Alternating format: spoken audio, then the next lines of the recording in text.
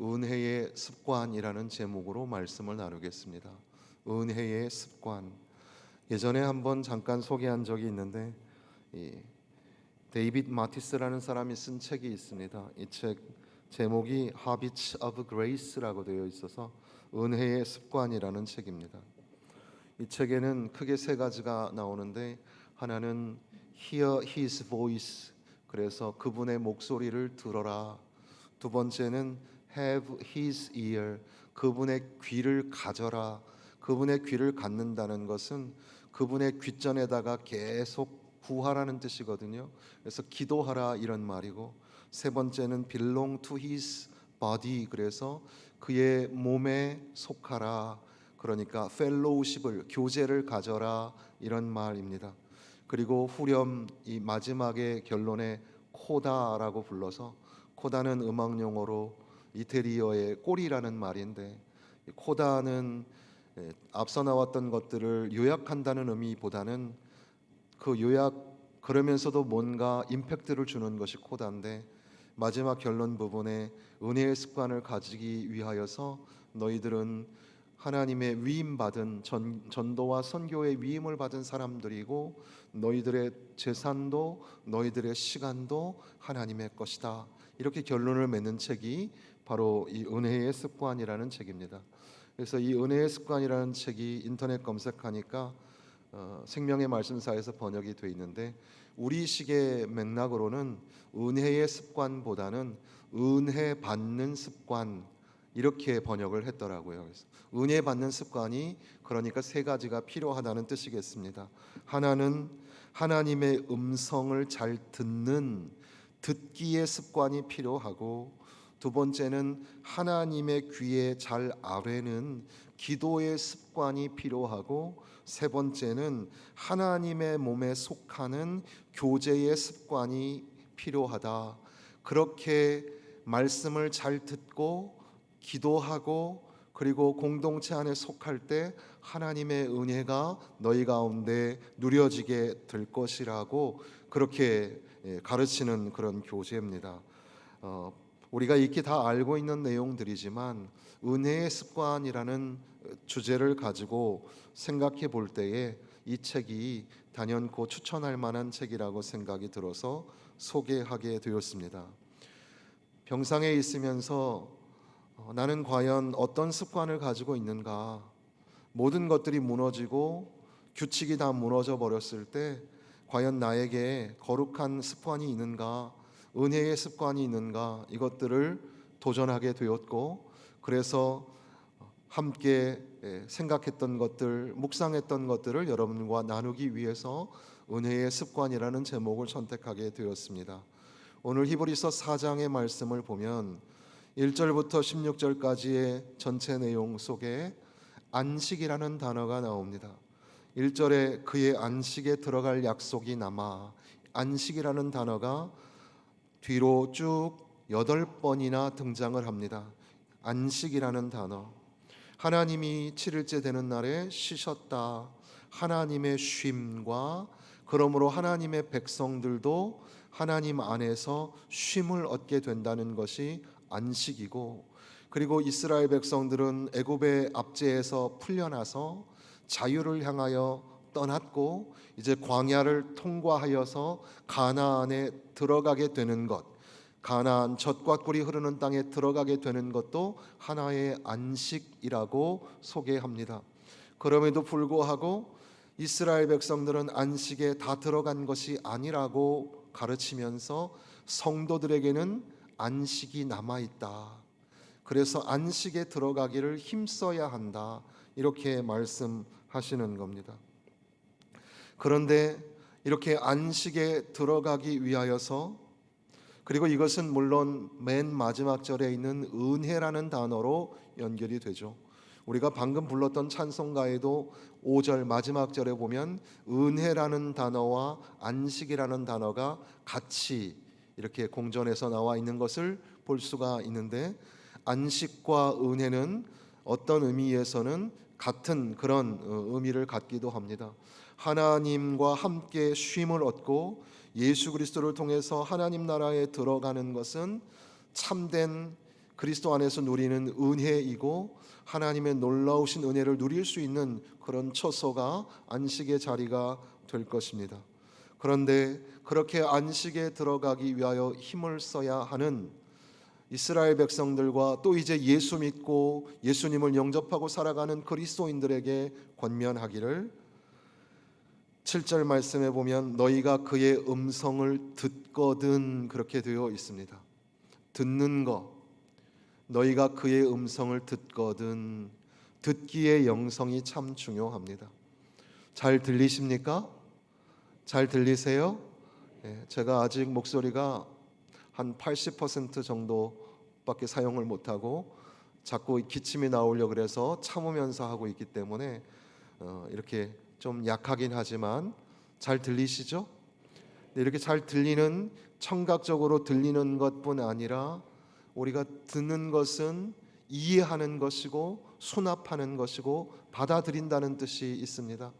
그리고 그렇게 잘 들어서 이제 그 앞뒤로 나와 있는 단어 6절에 보면 순종이라는 단어가 나오고 11절에도 순종이라는 단어가 나오죠.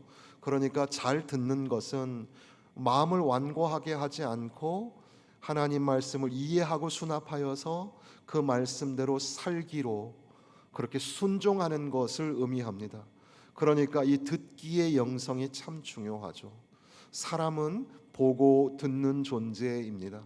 그래서 듣기의 영성을 얘기할 때 여러 가지 이야기를 할 수 있겠는데, 이어령 교수는 그 김소월의 그 시에 보면 엄마야 누나야 강변 살자라는 시 아시나요?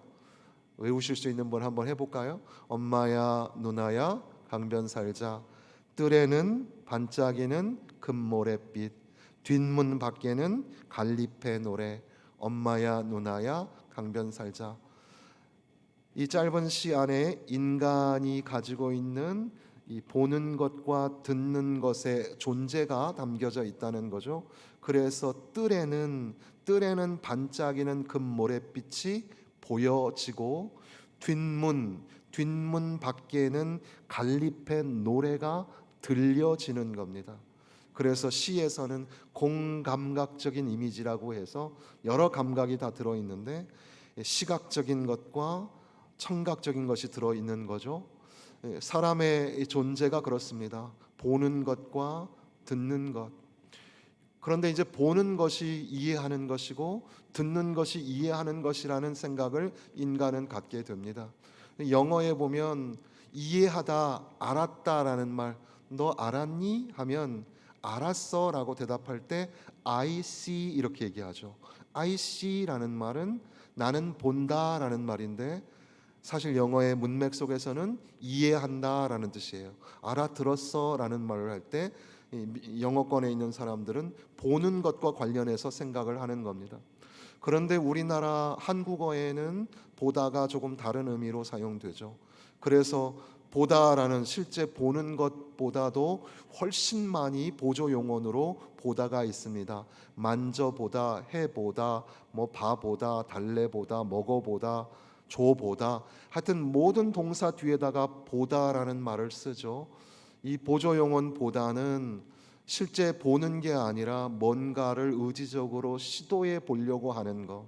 그러니까 아마도 한국어의 문화 속에서는 이 보는 거를 통해서는 확실히 이해하기가 어렵다라는 것들을 본능적으로 알고 있는지도 모릅니다. 오히려 살짝 듣는 것 쪽에 더 많이 가까이 있어서 듣다라는 말과 이해하다라는 말이 같이 공존합니다. 그래서 너 알아들었어?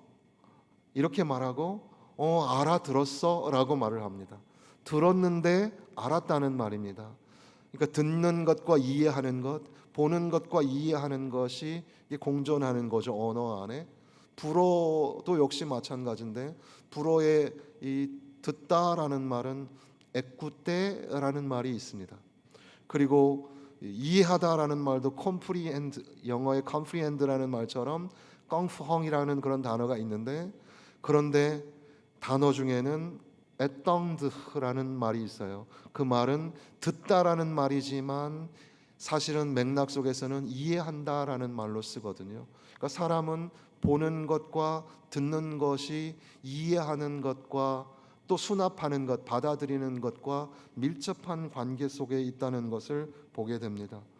인터넷으로 여러분들이 검색해 보면 벨라스케스라는 화가가 이 그림을 그리는데, 보통 이 화가는 이 거울에 비춰진 그림을 이렇게 대조하면서 그리는 그런 방식을 많이 쓰는 화가로도 유명하죠. 그 사람이 남긴 마르다와 마리아의 그림이 있는데, 보면은 멀리 안쪽에서는 환하게 비춰진 작은 방 안에 예수님이 마리아와 함께 있는 장면이 나오고, 거기에서 뒤에 어떤 노인이, 할머니가 마리아를 뒤에서 이렇게 얘기하고 있는데도 불구하고 마리아는 전혀 아랑곳하지 않고 예수님의 말씀을 듣고 있고, 그리고 이 가까이에 있는 그림에는 마르다가 얼굴이 많이 부은 상태로 마리아가 이렇게 음식을 준비하는데, 뒤에 어떤 노파가 손가락으로 식탁에 있는 생선을 비추고 있습니다. 그런데 다 어두운 그림인데도 불구하고 그 요리를 해야 되는 생선, 그 음식은 환하게 명암 처리가 되어 있는, 그래서 여전히 마르다에게는 할 일이 남았다는 것을 보여주는, 보는 것에 집중하고 있는, 그래서 마르다의 모습이 귀하고 존귀한 것에도 불구하고 그것보다 더 중요한 것, 보는 것보다 더 중요한 것은 듣는 것에 있다라는 것들을 가르쳐 주는 것만 같습니다. 그렇게 보다, 듣다라는 것들은 이해하고 받아들이는 것과 관련이 있는데, 오늘 이 말씀에 우리가 보니까 그의 음성을 듣거든, 시끄러운 세상 속에서 너무 많은 이야기, 많은 소음을 듣는데도 불구하고 우리는 주님의 음성을 잘 듣지 못하는 겁니다. 하나님의 음성을 잘 들어야 되는데 듣지 못하는 거죠. 사람 사이에도 참 잘 못 듣는 것 같아요. 그래서 왜 저 사람은 내 말을 못 알아듣지? 그렇게 생각을 하죠. 그래서 가정에서도 남편과 아내 사이에도 왜 저 사람은 내 말을 못 알아들을까? 그리고 아이와 부모 사이에서도 왜 우리 아이는 못 알아들을까? 그리고 왜 엄마는 내 말을 못 알아듣지? 이렇게 생각을 하는 겁니다. 그런데 조금만 깊이 생각해 보면 사실은 그 사람이 못 알아듣는 게 아니라 내가 못 알아듣고 있는 거죠. 그 사람이 하는 말을 내가 못 알아듣고 자꾸 내 말만 하고 있는 건지도 모릅니다. 누군가의 말을 잘 듣는 거 굉장히 중요합니다. 잘 듣는 것에서부터 거룩한 영성이 시작되고 은혜의 습관이 시작이 되는 거죠. 하나님의 말씀을 들을 때 완고한 마음이 되어서 불순종하게 되면 그 사람은 하나님의 안식에 들어가지 못하게 되고, 그리고 하나님의 말씀을 들을 때에 마음을 부드럽게 하고 그 말씀을 수납하여 순종할 때, 순종하면 그 사람은 하나님 나라의 안식에 들어가게 될 것이다. 그리고 그 안식은 하나님의 은혜를 풍성하게 누리는 삶으로 연결되어지는 거죠.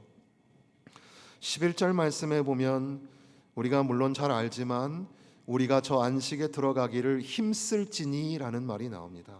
힘을 써야 한다는 거죠. 듣는 것도 연습이 필요하고 훈련이 필요합니다. 그래서 안식에 들어가기를 힘쓰라라는 말은 하나님의 말씀을 대할 때 하나님 말씀을 듣기에 힘을 다하라는 겁니다. 설교하는 사람이 하나님의 말씀을 전하고 나면 힘이 쫙 빠지는 것처럼 여러분들도 하나님 말씀을 들을 때 잘 듣고 나면 힘이 빠질 정도로 잘 힘내어서 들어야 하는 거죠.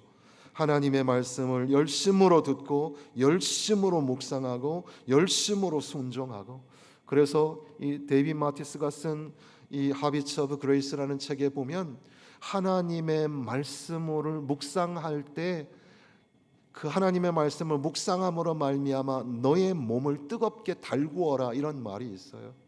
하나님의 말씀으로 내 몸을 뜨겁게 만드는 겁니다. 열심을 다해서 말씀을 듣고 읽고 묵상하고 하나님 말씀을 순종하게, 열심을 내서 안식에 들어가도록 힘을 다해야 한다는 거죠. 은혜라는 말씀을 나누고자 하는 겁니다. 은혜.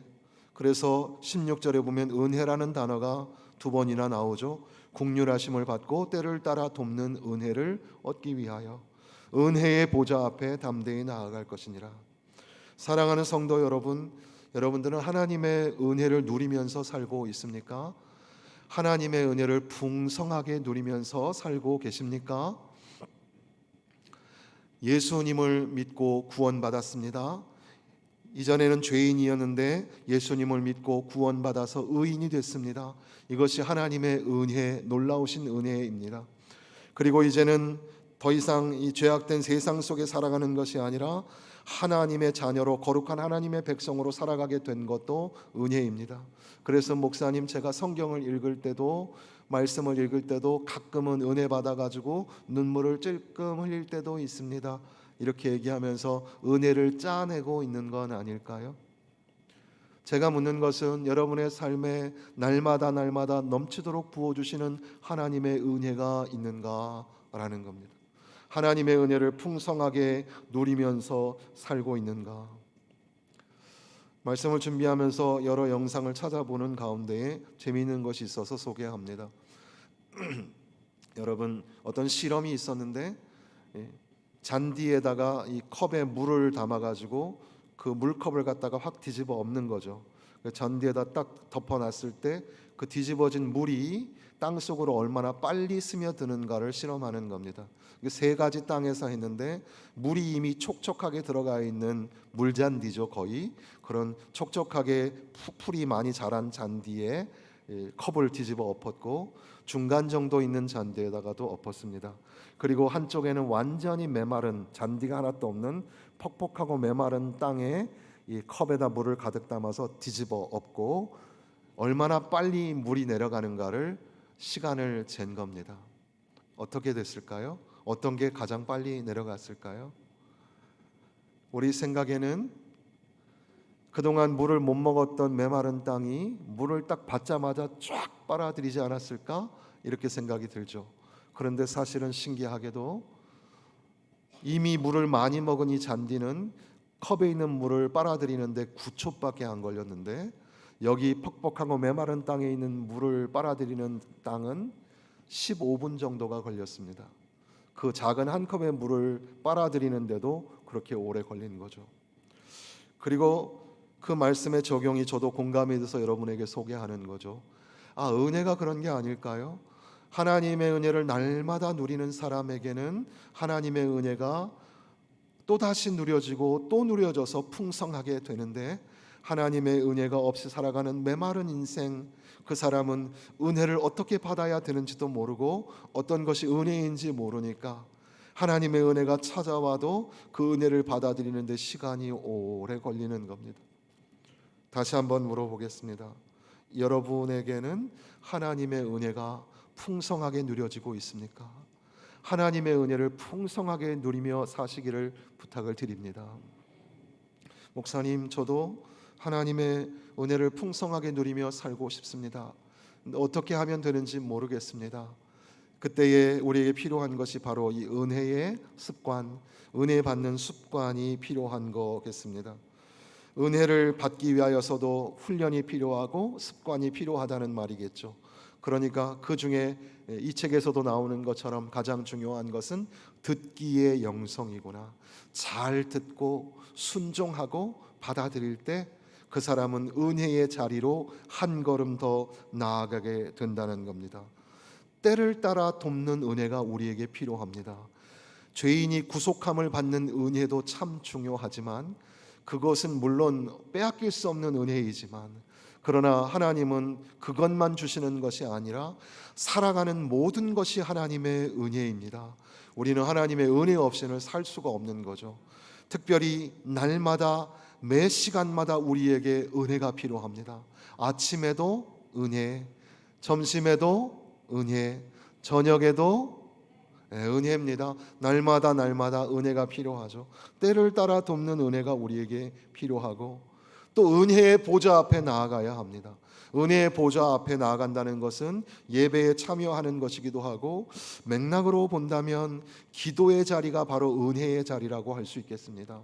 하나님의 은혜를 갈망하고 사모하여서 기도의 자리에 나아가고, 하나님 앞에 기도하다가 하나님의 은혜를 풍성하게 누리게 되는 거죠.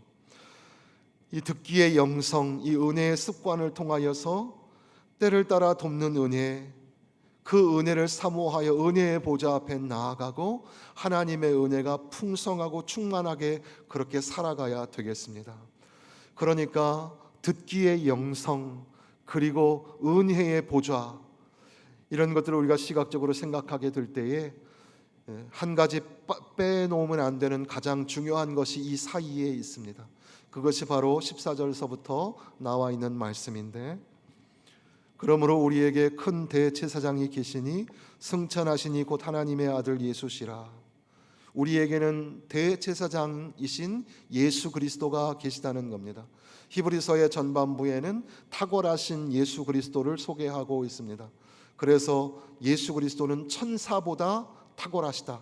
천사하고 비교할 수 없는 것이 창조자이신 예수님이시고, 예수 그리스도는 모세보다 탁월하시다. 이스라엘의 지도자였던 모세하고 비교할 수 없는 것은 모세는 그 집의 종이고 예수는 그 집의 아들이기 때문에 비교할 수가 없다. 탁월하신 예수 그리스도, 그리고 탁월하신 예수 그리스도는 아론의 반열을 따른 인간 제사장이 아니라 하나님의 멜기세덱, 하나님의 제사장인 멜기세덱의 반차를 쫓은 거룩한 하나님의 대제사장이 바로 예수 그리스도이시다. 예수 그리스도는 탁월하신 분이시다. 이것을 소개하는 가운데에 4장까지 오게 되는 겁니다. 바로 우리에게는 큰 대제사장이 계신데 그가 바로 예수 그리스도이시다. 우리가 하나님의 말씀을 잘 듣는다는 것, 복음을 잘 듣는다는 것은 예수 그리스도를 듣는 것이고 예수 그리스도를 받아들이는 것입니다. 예수님을 듣고 예수님을 믿고 예수님을 받아들일 때 그 사람은 진정한 안식에 들어가게 되고 참된 은혜 안에 들어가게 되는 겁니다. 그러니까 예수 그리스도를 믿는 믿음을 가지고 살아야 할 것을 당부하는 말씀이겠습니다. 그런데 이것을 오늘 우리의 삶으로 비교하여서 생각해 보면, 오늘 나의 삶에 은혜가 부어지고 있는가? 은혜의 보좌 앞에 나와서 때를 따라 돕는 은혜로 풍성하게 촉촉하게 누리면서 살아가고 있는가? 이렇게 돌아보는 가운데에 과연 나는 하나님의 말씀을 어떻게 듣고 있는가? 하나님의 말씀을 어떻게 순종하고 있는가들을 생각하게 됩니다. 그런데 그 말씀의 중심 속에 계시는 예수님을 이제 바라보게 되는 거죠.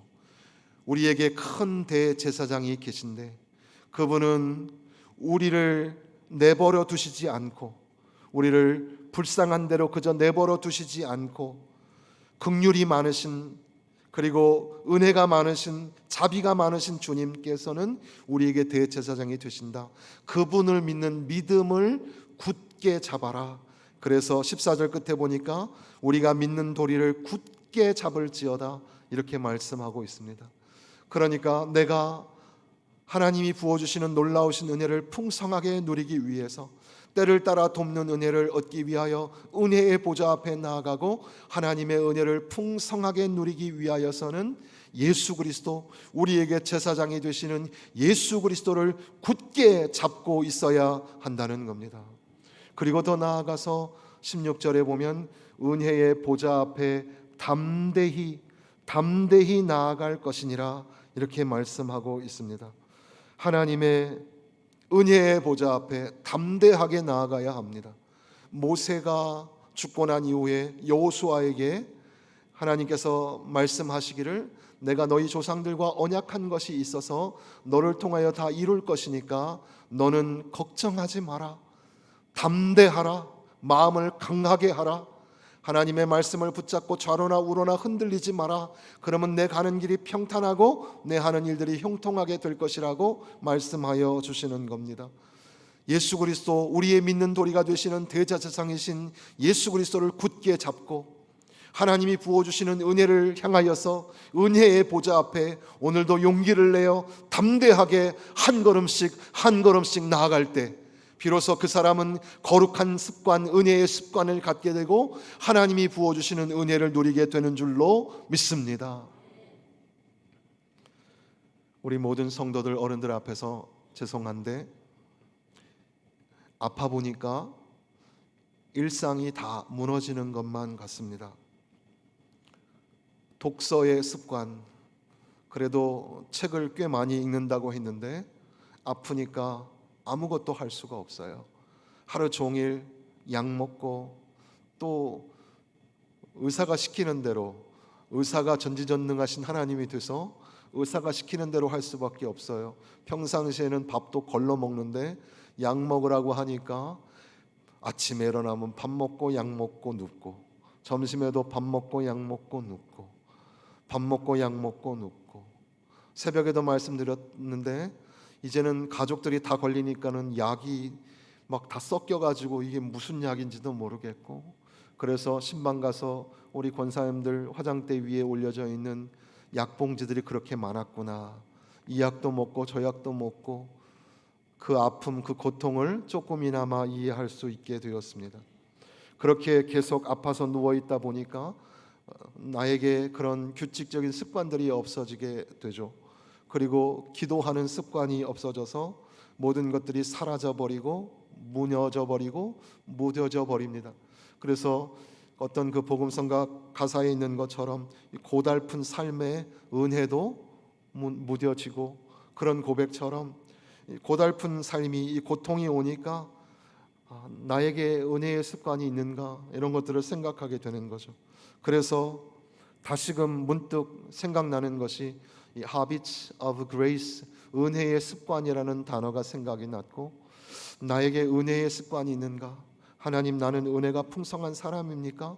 은혜가 풍성하게 누려지는 삶을 내가 살고 있습니까? 고난 중에도 고통 중에도 찬송을 부르고 감사할 수 있습니까? 이렇게 돌아보는 가운데에 하나님께서 저에게 은혜를 풍성하게 부어주시는 것들을 체험하게 되었습니다. 다시 일어나라, 담대하라, 힘을 내라. 그리고 비록 병상의 자리, 이 아픔의 자리가 너에게는 은혜다. 너의 너된 것은 이것이 은혜라. 하나님이 주시는 은혜라는 것들을 다시 한번 생각할 수 있는 귀한 시간이 되었습니다.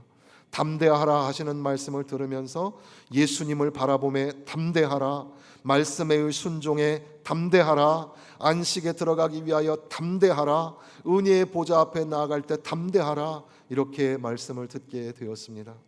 어떤 주석에 보니까 히브리서 4장 14절은 적대적인 세상에서 우리가 그리스도를 부끄러워하지 말아야 할 것을 가르쳐 준다. 그리고 15절은 우리가 외롭다고 느낄 필요가 없음을 확신시켜 준다. 우리가 믿는 도리를 굳게 잡을 수 있는 힘, 바로 예수 그리스도가 우리에게 계시기 때문이다. 이렇게 말씀하고 있습니다. 적대적인 세상 속에서 부끄러워하지 말고 살아야 할 것이고, 또한 병상의 자리, 그리고 힘든 세상 속에 고독함을 느끼게 되고 외로움을 느끼는 그런 자리, 은혜가 메마른 자리에 있다고 생각이 드십니까? 그럼에도 불구하고 우리를 위하여 십자가에서 피 흘려 죽으신 예수 그리스도, 죽음 사망 권세에서 사흘 만에 부활하셔서 우리에게 부활의 열매가 되어주신, 그리고 승천하여 다시 오실 주님, 다시 오실 주님이 우리 가운데 계시기 때문에 바로 그 주님을 믿는 그 믿음을 굳건하게 잡고 담대하게 살아갈 때 하나님은 오늘 우리에게, 하나님은 저와 여러분에게 은혜를 베풀어 주실 줄로 믿습니다. 하나님의 은혜가 풍성하신 삶을 사시기를 주님의 이름으로 축원합니다.